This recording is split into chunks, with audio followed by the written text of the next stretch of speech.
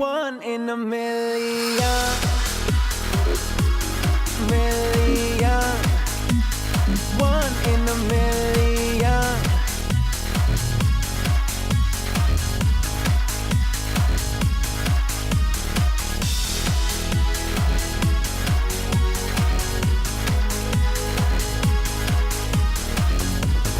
You could be my one in a million.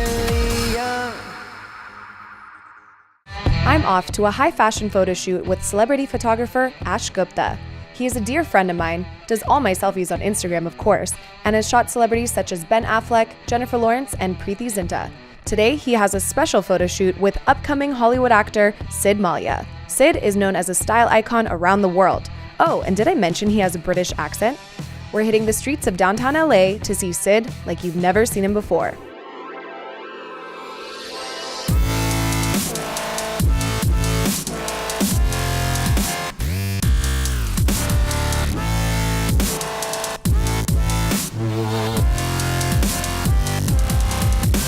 Okay, let's go. Let's do this.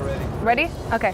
Sid, as you would say in your accent, I have quite the bone to pick with you. You have known me since we were literally children, and you are not following me on Instagram.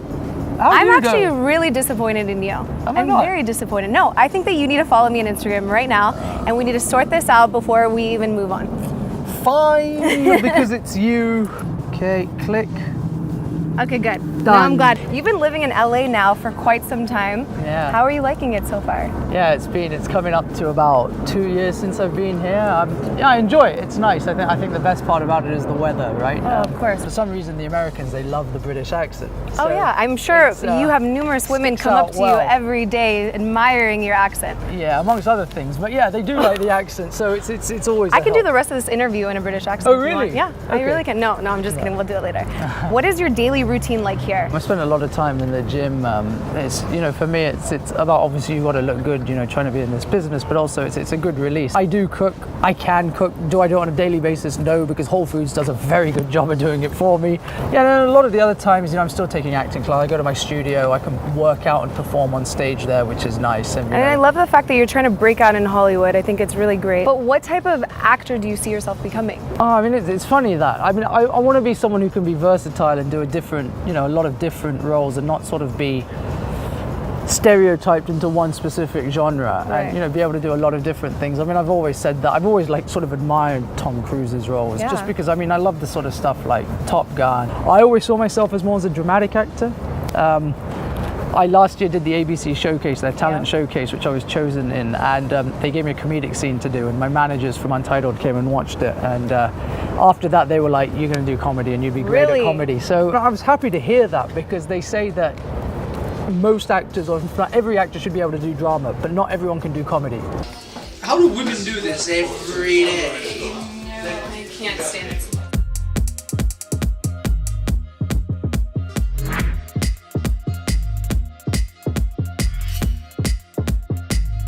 All day today, I've seen you pulling pranks on people, pulling everybody's leg. All right, well, let me first of all put this in context for you and for anyone else who's watching here. The reason I'm like this is I get this from my dad. We are both massive pranksters. We're the worst when it comes to my grandmother, so my dad's mum, who you of course have met. Yeah. We play a lot of tricks on her. She's in great spirits at her age, but we just give her the hardest time ever. So I heard one time that you said being single is freelancing. Are you still freelancing, or is there a woman out there that has managed to lock you down? Right, okay. Let me again quantify where all these rumors come from. I didn't say being single is freelancing. I was asked in an interview once, are you single? And I said, no, I'm freelancing. Let's just say I'm no longer freelancing. Oh, he's no longer on the market. I'm not on the market. He's not on the market. I'm off the market. Sorry. Well, no, it's okay. Yeah. You've been seen as a style icon around the world. Do you find that it's a lot of pressure to constantly look good, to constantly keep up with trends? Oh yeah, well, thanks for saying that to start with. But it's funny because I've never been one to sort of use a stylist in any shoot that I go to, be it a magazine cover or anything like that. I've always sourced my own clothes. Today's shoot was actually quite simple. It's been pretty straightforward, not too many changes. The stylist has been great. Whatever she brought, actually this is her t-shirt, but everything else has been mine. You should always wear and dress yourself what makes you happy. You shouldn't worry about what other people are going to think or what's meant to be in fashion. And seriously, I have no clue what's in season, any of that stuff. And for me, it's all about, you know, buying things, no matter the brand of the clothing, that should not come in a factor as well. Whether it's a $2 t-shirt from Ross or something like that. If it's comfortable, you like it. If it's comfortable, if it looks good, you feel good in it, you should get it. And that's my whole style mantra, is that, you know, wear what makes you happy and what makes you feel comfortable. I like that. You were also recently on the cover of Mandate magazine, where in bold it says, "I don't mind going nude. I'm comfortable with my dimensions." You need to explain this, because I don't know what people are going to think. Yeah, well, the thing is, in this industry, there are so many people competing for one job.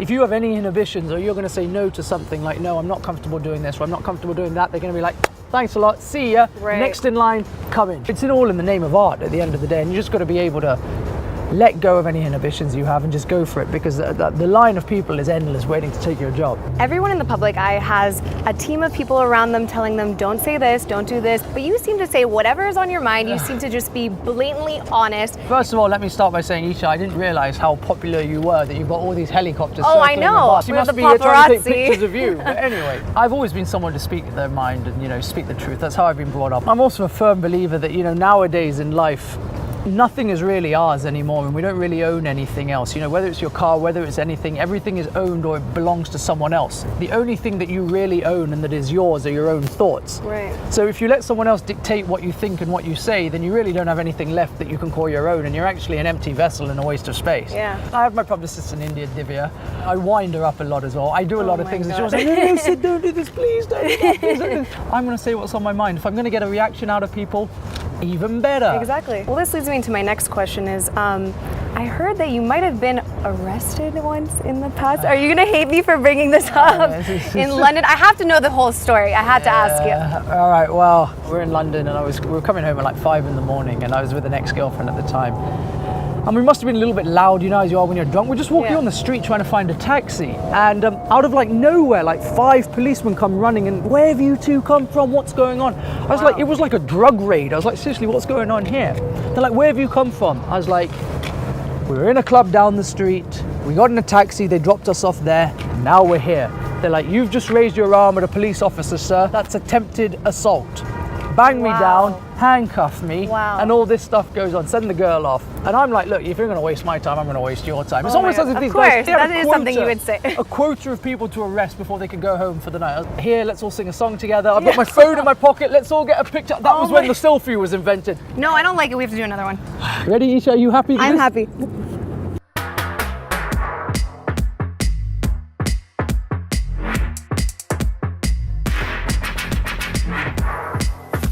I want to know, what do you think is the sexiest outfit a woman can wear?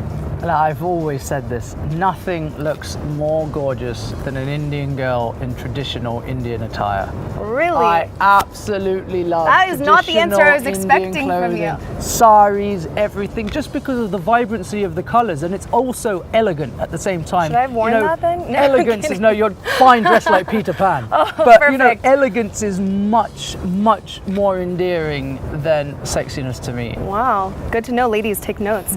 You've been so fortunate in your entire life. Yeah. Do you ever feel like there's something missing? Yeah, I feel like there's a lot missing, you know. Really? Sure, I've come from a very fortunate background. You obviously can't choose what family you're born into. I was, you know, call it luck, call it whatever you want.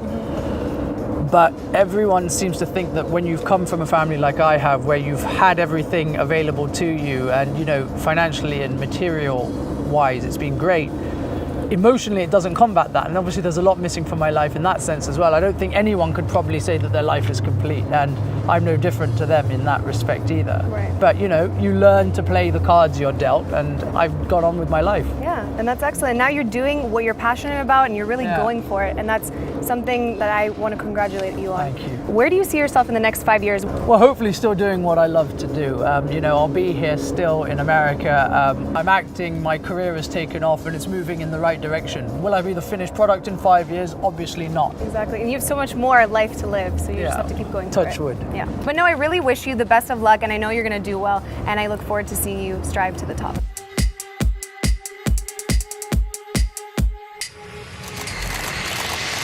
one in a million. Million.